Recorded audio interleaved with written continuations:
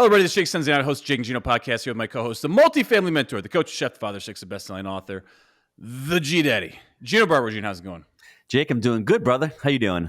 Always making it happen, big man. Today's guest is the founder and managing director of Hook Point. He has helped the largest brands and celebrities like Taylor Swift and IKEA reverse engineer how to make content go viral. He generated 60 billion views and 100 million followers for the content they have worked on, and most recently authored Hook Point, How to Stand Out in a 3-Second World. So without further ado, Brennan Kane, welcome to the show.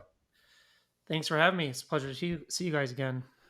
Hey, the pleasure is all ours. Now, I got to ask a Taylor Swift question here. So, a lot of stuff going around as we get into this, but what's your opinion? Because I've heard from some publicists that this was like a setup between her and Kelsey. So is this, in your opinion, is this a fake setup, a simple business transaction to increase brand value and drive revenues? Or do you think love is in the air? We're real close to Valentine's Day, man.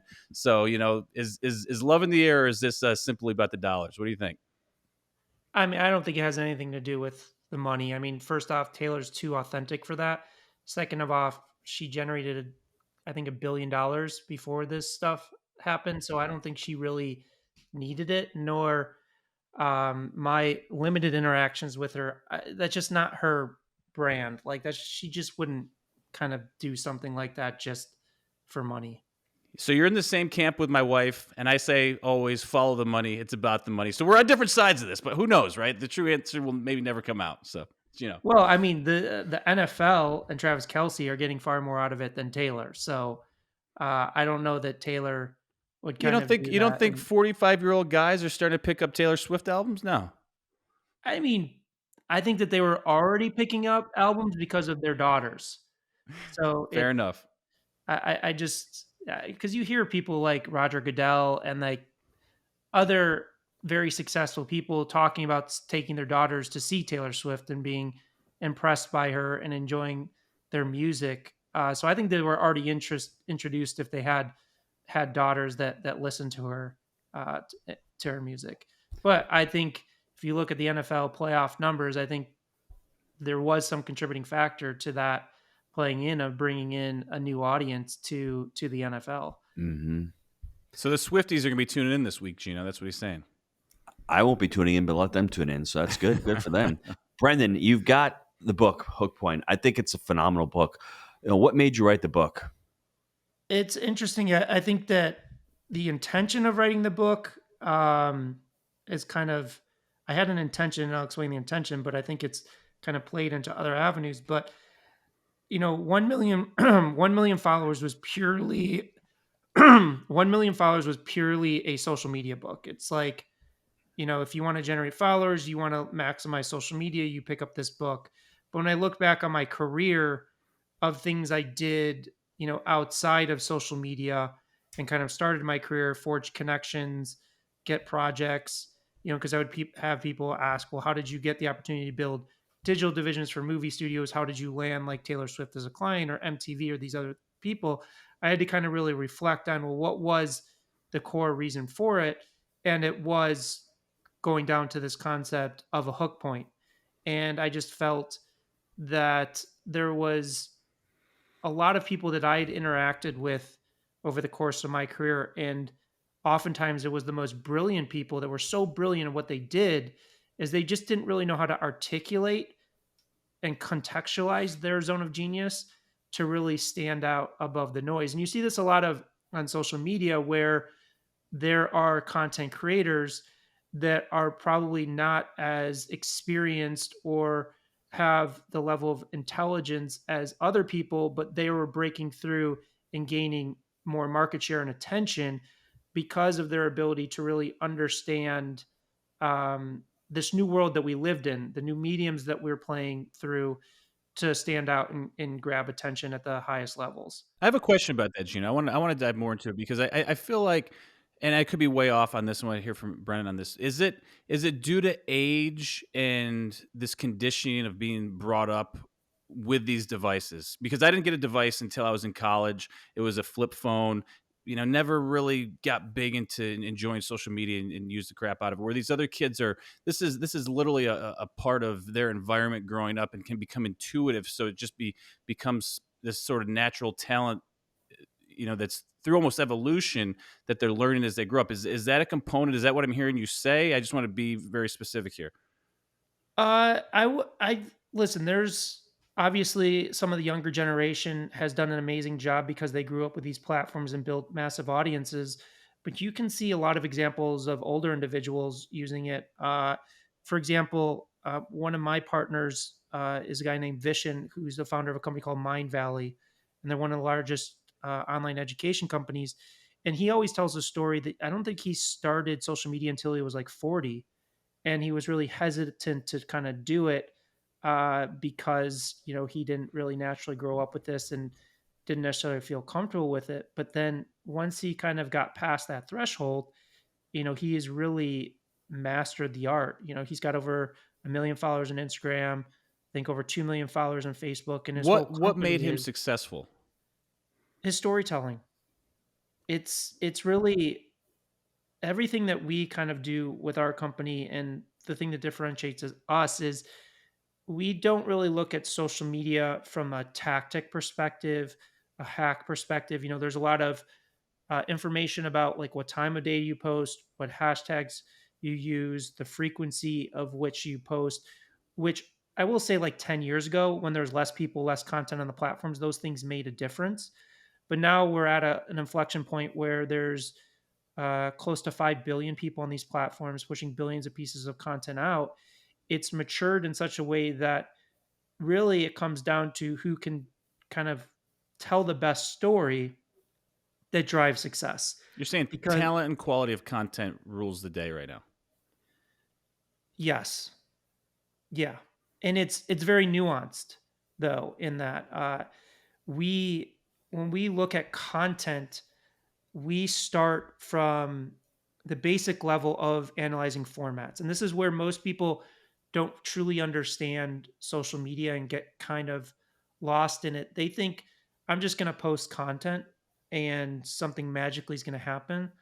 When in reality, the people that grow off of social media, and I'm going to push aside like celebrities, like you think about like The Rock, for example, one of the most followed people on Instagram. People think, oh, he grew his audience because he understands social media and he's really good Is he at good in your opinion? content. He's good at social media. But what I will say is that his following base is driven by external factors, meaning every movie that he's in, they're spending $100 million marketing that movie. He was on the WWE for years, a huge marketing machine. And that's not diluting what he's done. He's done an amazing job. He's good at social media. But we have clients come to us and we say, what channels do you want to emulate? What channels do you want to be like? And they'll say, be like Apple. And it's like Apple invests $1 billion a year in marketing. That's what's driving that audience.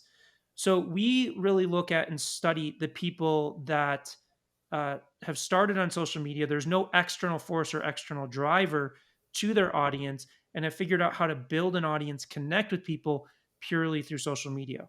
And when you do that research, they are typically mastering a single storytelling format.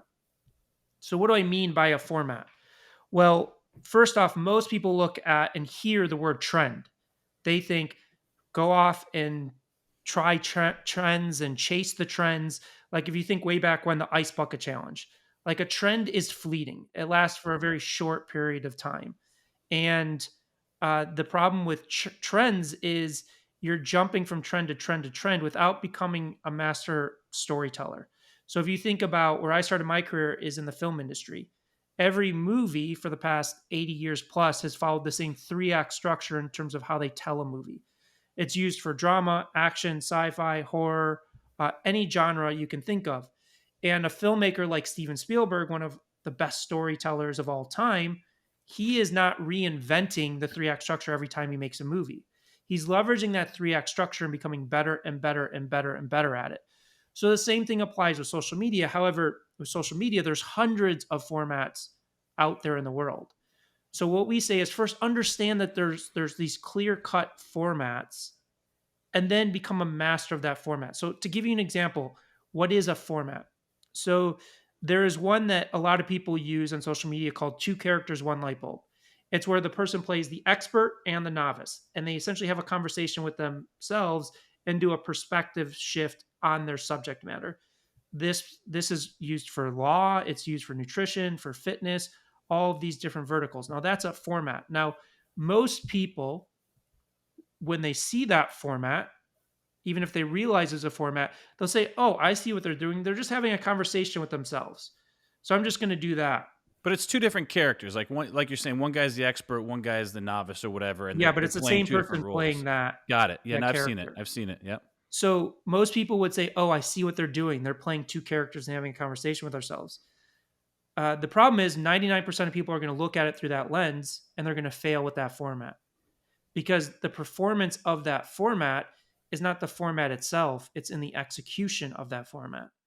So the way that we look at it is okay, we see some people generating tens of millions of views of video with this, but we also know some people are generating less than 10,000 views a video with that. So what we do is we have a process called gold, silver, bronze. Well, we'll take a Google spreadsheet. We'll take like five of the high performers. So that format can yield like 10 million views of video. Then we'll look at the average, which is like a million views. And then the underperformers, which is like 10 to But that probably 100,000 views. requires someone to be a decent actor to pull that off, though. That's probably why there's that tier. Is that fair to say?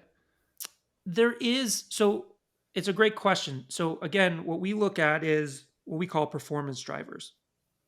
So performance drivers are not the content itself, it's the contextual nature of how you're presenting that content. So those performance drivers can be the performance, the acting part of it, but it could be pacing, tonality, what happens in the first 3 seconds, the hook, the editing, the captions, the title cards. So what we do is when we look at like the high performers versus the underperformers, we're seeing what are these contextual elements that are happening in that high performer that's not happening in the low performer, because what you can see is, like, for example, somebody that uses that format really well is a lawyer called Erica Kohlberg. She does really well on Instagram and TikTok, millions of followers. Even her, she will have high performers and low performers. So the performance driver in that case is really not going to be her acting ability or Hmm. performance, even though there's a baseline there. It's going to be these additional elements that cause the difference between a high and low performer. So that's where you've got to really do the analysis to understand what makes the difference, but also be honest with yourself. Is this a format that I think I can pull off? Because not everybody can pull off that type of format. So again, we've done analysis of hundreds of these formats across uh, different platforms and different industries, and we really look at the individual.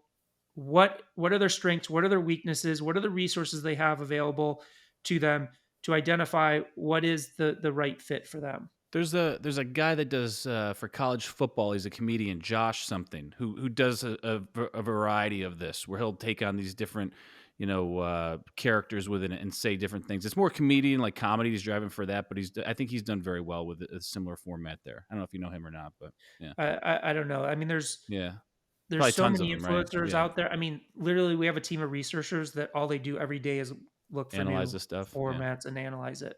But I'm sure he's doing well with a maybe that format or a variation So of it. what I'm hearing from you is there's different frameworks of storytelling, and then I'm sure that you chunk it down into frameworks um, of actually how to tell a story. Am I on the right track here? Yeah, it's a structure or a format for how you're going to tell a story. Yeah. Like again, a larger analogy that most people get is: do I want to make a movie? Do I want to make a television show? Do I want to write articles? Do I want to write a book? Those are all different formats. Hmm. And within those formats, there's things that allow you to be successful with them or unsuccessful with them. So it's like a filmmaker that does movies doesn't mean they're going to be good at writing a book. Doesn't mean they're going to be good at writing short stories. There is kind of that nuance in the difference between these formats. But the big thing and big takeaway, if there's one takeaway to have from this, is if you want to master social media, is to understand there are formats. And once you understand that and you start consuming content on social media, you'll start seeing it. Brandon, in the book, the hook point, how to stand out in 3 seconds, can you give me and the listeners an idea of what makes a hook point effective? And then I'd like to talk about branding as well, because I think in the book, you really highlighted really well how people confuse branding and hook points and messaging. So let's talk about how to develop that hook point. And before you do that, I want to push back on Jake for a second, because he's always blaming the younger generation for having, this whole mindset of like they need it instantaneously. And I disagree with that. I think we've always had that. We've always had that. Now social media has just made it a lot easier for us to get that attention real quick. And I think in your book, you really discuss hook points, how they work effectively. And if you can grab that attention, great. Now you've got the attention, but the storytelling comes into play. What do you do with that? So let's start off with what makes a really good hook point. Well, I think that the first thing is understanding what has been done previously in terms of the message that you're trying to put out in the world, because almost every subject matter has been tackled in social media or another medium. And the Mm-hmm. first thing that you got to understand is you need to break the pattern of how things have been presented prior to you.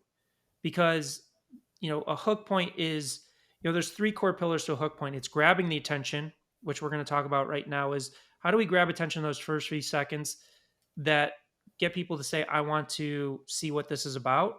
I want to consume more of this content. I want to learn what they have to say. But then it's holding attention, because, attention without any substance to it doesn't really extract any value. And then the third is the Ice monetization bucket layer. challenge. Yeah. And then the third is the monetization level. Is like what is the business strategy behind it? So when we think about grabbing attention, we have to ensure that we're positioning this in a way that first and foremost is easy to understand, sets a clear expectation in those first few seconds, doesn't overwhelm them, doesn't confuse them, doesn't make them think too hard, because the minute any of those things happen, subconsciously what happens, we start getting left behind, and then we're just moving on to the next thing. The other big important factor as it pertains to the new world that we live in is taking a generalist approach to your content, meaning you want to make your content interesting to anybody, even if they have no interest in your subject matter, without diluting the core audience that you're speaking to. That sounds like a tall order. It is. It's Yeah. it's it's very simple in concept, but not easy to pull Yeah. off. I'd But love to that, hear how you do that. How do you yeah, do that? Because we're in apartments. People are daunted by investing in multifamily and syndications and It's a raising money. snoozer. It's a It's like, snoozer for sure. It's like, how do you make this sexy, right? Or yeah. or generally appealing to the masses, right? Like I think to your point. so I'll give you an example and then we can talk about that specifically. So an example is there's a luxury real estate agent named Ryan Serhant, and he represents properties that are 10 all the way up to $250 million in Manhattan, New York. So that's a very niche audience that he's talking to. He needs ultra It's wealthy sexy to people. everybody though. Like we know Ryan. He's been to our events and stuff, and Yeah, I've seen but his content where it's like I think everyone aspires to look at that stuff because it's just sexy, right? He does really but good with let's the break filming, down right? why it works, because he's not the only Yeah, person selling luxury properties. fair. Yet he's built a massive brand on social media doing it. So what makes him successful is he plays to the generalist principle. He creates a YouTube video. Let me take you on a tour of a $7 million closet. Let me take you on a tour of a $250 million ranch. So what he's playing to is anybody would want to see that content. So thus the algorithms that control reach and distribution of content, they only care about one thing and one thing only. That's retention. Mm. Meaning the longer people spend on these platforms, the more ads they serve. So then when they see Ryan's content, that anybody is clicking on it and is watching a vast majority of it, they're going to say, we want to see this to more people because it's the fuel that runs our platforms. It's keeping people Give us some more. engaged. Yeah, yeah. So, but what he's doing is he'll generate millions of views on this video. And if only 1% is his core target, he's winning. So in your case, it's, Condo porn. That's what he's doing, Gino. It's not house porn. It's condo porn, right? but also again, it's even though those are great hooks, if you Yeah. watch the content, he's a great storyteller. Yeah, he's Yes. fantastic. Yeah, he's really good. So it's again, people will look at it on the surface level and say that, well, he's just doing that. And, I oh, didn't super mean that. I just easy. meant the properties he's showing are absolutely stunning and beautiful. I think so. There's a mass appeal there. And he's done a good way of distribution and packaging them for sure. Yeah. But the reality is there is any real estate agent can do that. Yeah. Like there's another guy, I think his name is Ennis, who actually outperforms Ryan Serhant doing the same I don't format. know him. No shit. Yeah. And he now gets paid to go out, and these aren't properties he's representing, but he gets paid a good fee to go out to create these videos of properties, luxury real estate properties for the real estate Oh, they like agent his and the packaging owner. and his framework. Yeah. Yes. Yeah. So, Brendan, how does that work for us though? Like in the multifamily space, or anybody who's in a difficult market, like being a chiropractor. Like, I mean, that's actually pretty cool. You see people doing stuff on Instagram I and see being this guy, like, I feel like I'm being a pervert right now, but I see this one chiropractor out there that's Dr. taking Mike, like bro. he's taking really Yes, beautiful women and like doing like these. yes. Anyways, But there's another, like, I actually, yeah. it's funny you bring that up because I watch some of the chiropractor Yeah. videos. Like, I don't So know do I. why. Of course I you do, do know Gino, you why, pervert. but it's not with beautiful women. It's just with, there's this one guy based, I think he's based out of Dubai, and he'll do it on an airplane with like a person he meets, or in a mall, or That's things like smart. that with the average person. And he's using a lot of times another format that we call man on the street, where you Mm. approach somebody on the street and you engage with them in some way. So again, to kind of your point is, like, what is the hook there is, well, what is the opportunity with what you do? And you could correct me if I'm wrong, but I think one of the opportunity is wealth generation. Is how do you make money? Like there is another guy named Robert Croak who's got 1 million followers on TikTok, and he just is these walking listicles. Well, he'll walk around the block, speak to his iPhone, and he's teaching people like one of the hooks he uses. Do you want to be the first millionaire in your family? And then once he has the hook, then he can direct them to the information that he wants to. So it's like, how are you setting up your expertise in a way that allows you to take them on a journey? Like another example is there's a YouTuber, Graham Stephan, that teaches finance to millennials. Finance is not a sexy subject, and teaching it to millennials is a difficult task. So one of his most viewed videos is how I bought a Tesla for $78 a month. So in that video, anybody's interested to see how he achieves this, but through that, he teaches the principles of financing a car. Now, if the title of that video was, 5 tips for financing a car, it would have gotten 10,000 views instead of 10 Yeah. million views. Yeah. So it's really, again, it's taking a step back. It seems difficult. I'm not saying that it's not easy. You just got to reframe how you're thinking about it. Like one exercise is like, how could I make this video interesting to my mother, or to a grandparent or somebody that has no interest in it. And then again, once you have their interest and get them to tune in, then you can deliver the real information. But it's really setting it up in such a way that fascinates the person to say, I want to learn more about what this person's going to say. Wow, that's It's really insightful. I think it's a great yeah. way to chunk it down because there's a lot of, I think it's for special, like, people that are struggling out there. It's this wild jungle of uncertainty, and they try a little bit. They don't have a framework. They don't have direction. They try to post some stuff. They don't get much success, and they just quit. Like, I think that's probably the story of millions, I would say. Well, you hit it right on the head. There's no framework, there's no system. The Yeah. blessing and the curse of social media is anybody can pull out a phone, push record, and post something. That's a blessing because it gives us this tool at our fingertips that anybody can do. The curse is it's so easy that there's really no thought that's put into it. Versus, like, I went to film school, you spend years dissecting the best filmmakers, the best scripts, learning all the elements that go into making a movie. It's the same thing with social media, as like we started talking about a format. If you first just understand there's a format, that is putting you ahead of 99% of other people out there that are creating content. Now you can say, oh, I understand there's a format. Let me start looking for the format that matches me. And then taking the next step of saying, okay, what are the elements that contribute to the successful use of this format versus the unsuccessful use of it? But you hit it right on the head. Most people don't have a system. They don't have a process. They are just throwing stuff at the wall. They don't see the progress. They don't understand why something doesn't work, or in some cases, maybe they get one thing to work, but they can't reproduce it, so they get frustrated, they get burned out, and then they quit.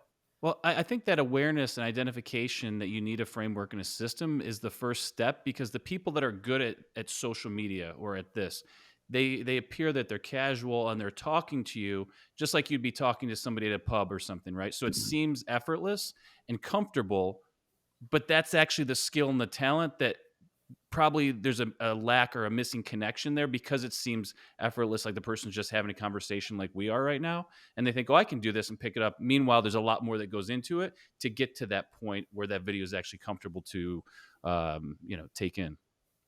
100%. It's like all of us have probably watched hundreds of movies. We sit down and we think it's effortless in terms of the story that we're engaging, And that's the skill. but could any of us just pick up a camera and just make a movie? Yeah. Go and try and see what the result is. Yeah. Jake, if we're being honest with ourselves, we fall into that. We always think that we have to be super niched and talk just about multifamily. And now we're trying to come out with the baby money soldiers concept and trying to go wider with personal finance. But we were always scared about going too wide because it's not really our audience, but it really is our audience. So that's the first thing that we're going to start doing, is actually start implementing that. I think anyone listening to this, don't be afraid to go wide, because we always said, hey, you got to stay narrow. You got to stay in the multifamily.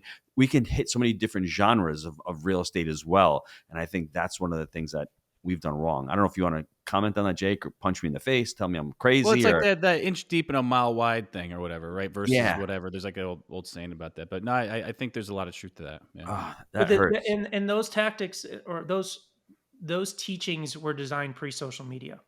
Mm-hmm. And kind of the way that I look at it is, would you rather be niching down with your content and your message and generating 1,000 views of video, and of those 1,000 people, it's 90% that are your core target audience? Or would you rather have 1 million people and it be 20% of your core target audience? Damn, you're absolutely right. I totally 100% agree with that. Yeah, the math isn't even close. Yeah. Yeah, and you're getting more reach, you're getting more views, you're getting more followers, and then all of a sudden you're getting more awareness, and then things start growing and snowballing and snowballing. Who knows what else you gain from that additional awareness and attraction, right? Yeah. Yeah, and I just want to specifically say, I'm not talking about doing prank videos or we understand. No, we're very clear on what you're saying. Yeah. Aligned with your brand. This is not just a dude dunk you in a tank to get people to watch nonsense. This is creating a comfortable environment that anyone can consume, that's also in your niche, but it's more appealing where your mom or anyone could watch it, and you're still delivering your message, which is the skill. Jake, that's why the book is critical. I mean, I'm holding it up for the YouTubers because he talks about it. Don't create an amazing hook for clickbait, and then all of a sudden you don't deliver on the message, because that's the surefire way to create a crappy brand and not to really do anything. So don't do that. He's got that in the book. Amazing content in this book. Before we go to the short answer, though, Brandon, I really want you to touch on brand, because I love when you say when brands go wrong, they're mixing two different objectives. I like that. I understand that. And you talk about storytelling and brand building. Can you touch on brand and how important it is in conjunction with creating hook points and really the messaging? Yeah. One of the things to think about is nobody logs onto social media and says, I want to see a great branded piece of content.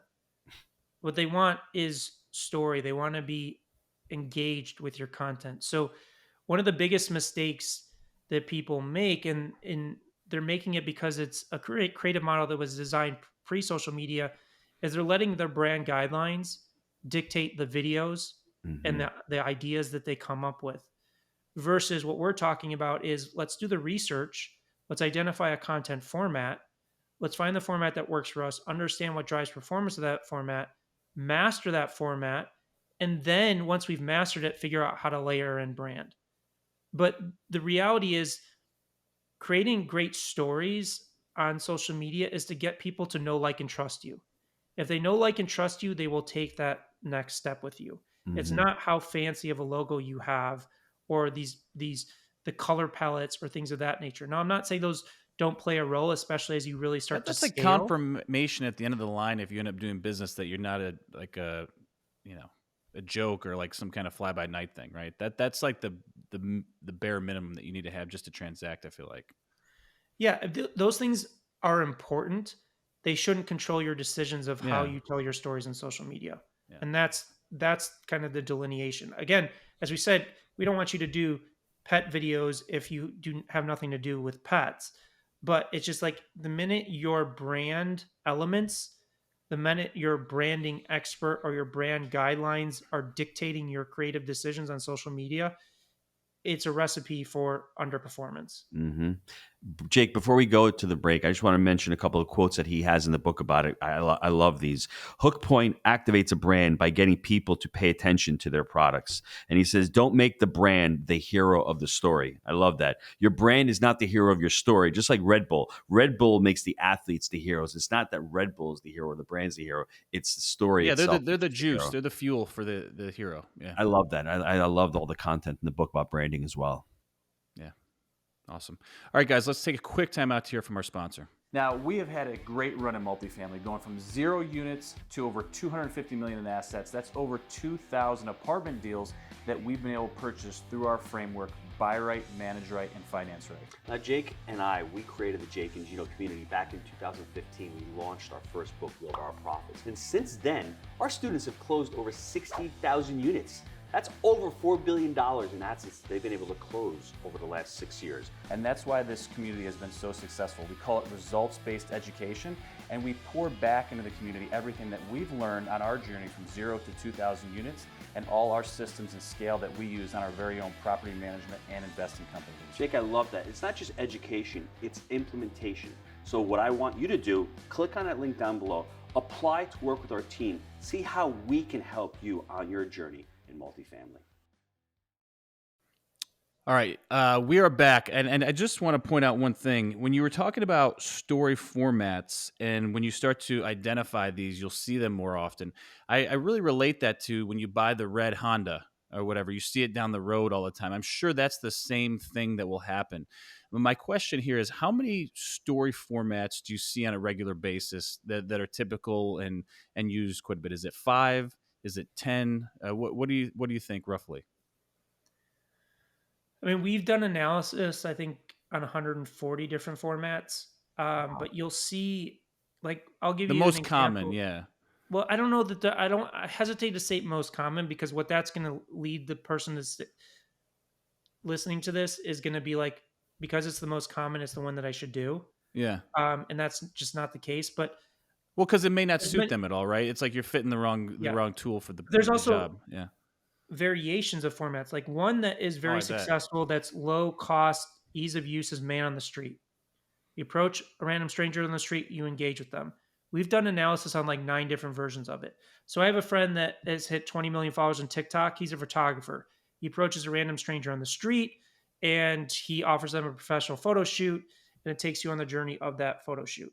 There's The guy that another asks like, one. "What's your job?" or "How'd you get this car?" or whatever. I've seen that guy's Yeah, huge at Noah that stuff. Kagan has done that very successfully, where he appears to knock on wealthy people's doors, But it's which all is set up, right? I can't definitively tell you in his case, but I can definitively tell you you can stage it. You can go and knock on random neighbors' doors if you He's want a to do nice that, guy, Gino. but you can stage it. But he knocks on people's doors and asks them, "How did you make your first $1 million?"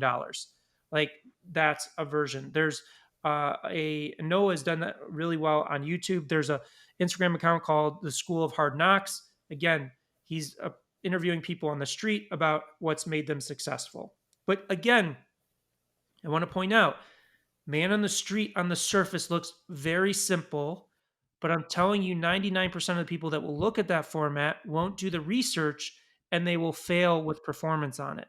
So again, even when you see a Noah Kagan or a School of Hard Knocks having a lot of success with it, you got to take it to the next level. You have to go and look at, in that specific channel, what's the difference between a high performer and a low performer. And don't look at it from a content perspective, look at it from a context perspective of what's really driving that.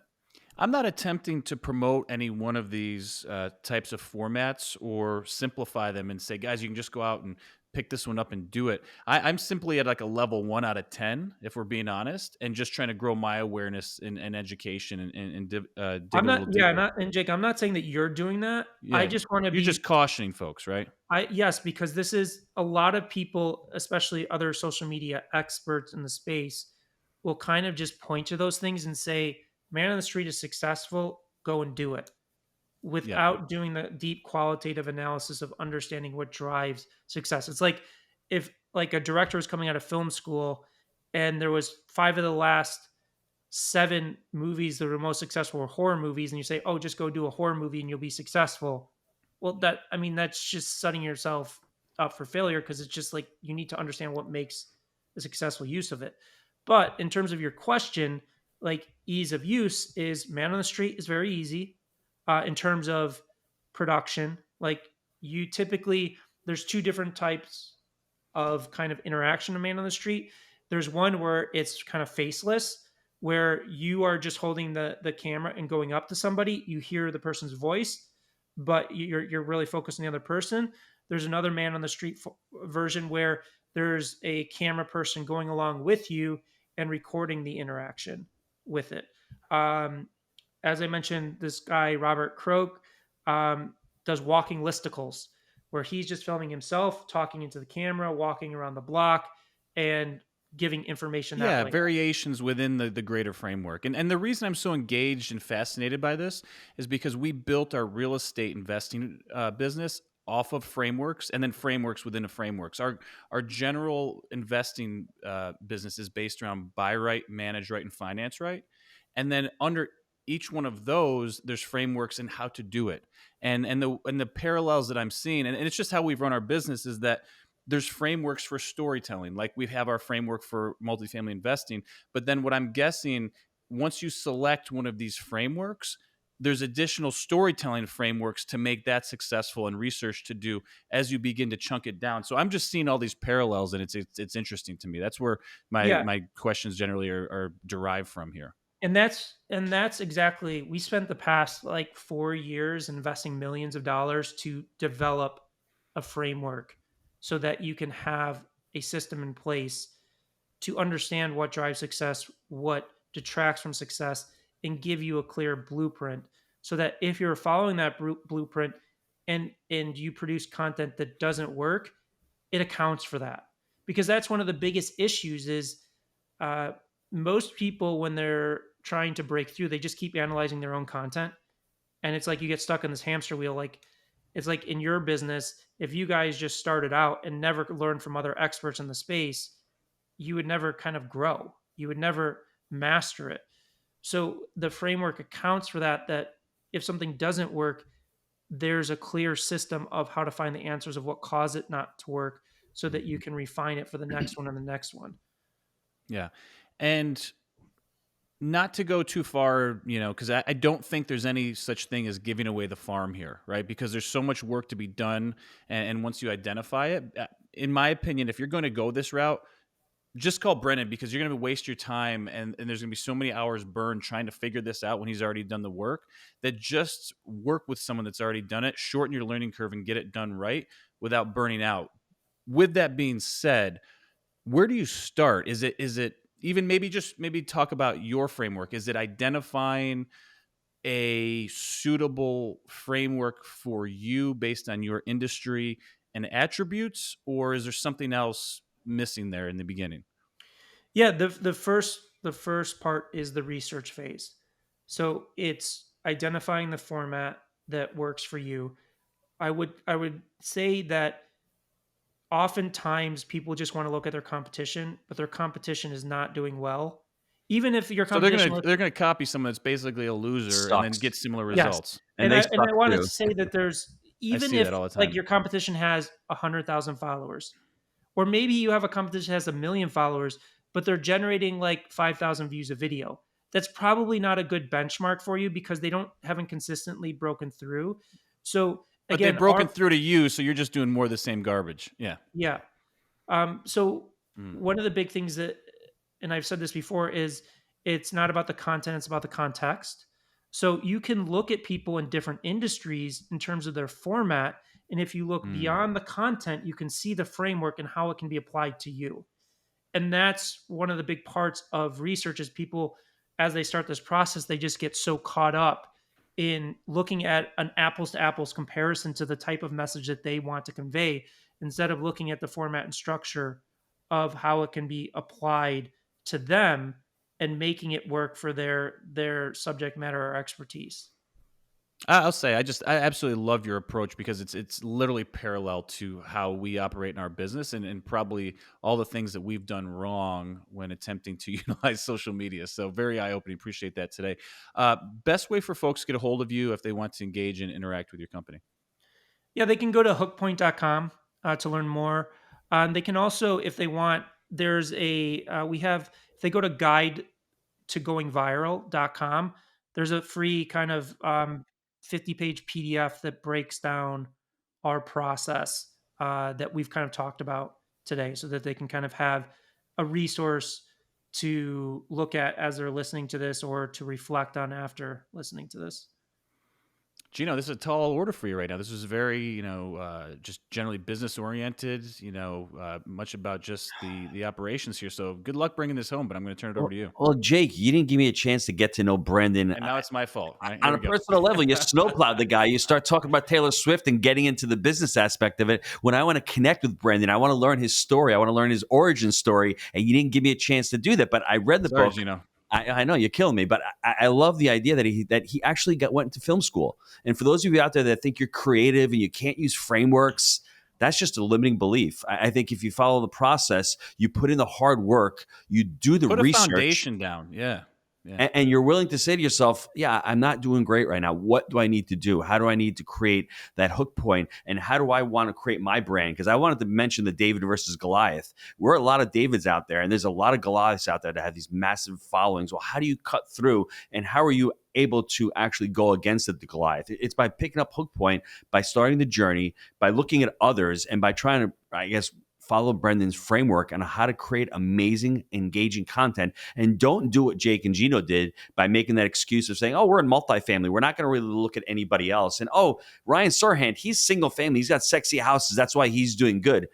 Jake and Gino are playing small. We don't have that growth mindset when we come up with those excuses. And I hope you're not making those excuses as well, because once you read Hook Point, you're like, wow, I didn't know that. So it's incumbent upon you to read the book, to start implementing what he's talking about, and really start looking at brand and messaging at a different level. Well, I didn't have much confidence in you today, but you pulled it home. Well done, sir. So, Thanks, brother. gang, as always, we believe in buying deals for the long term. Think in decades. I'm Jake. He's the G Daddy, and we make it happen. We'll see you next time. Thanks, Brandon. Take care.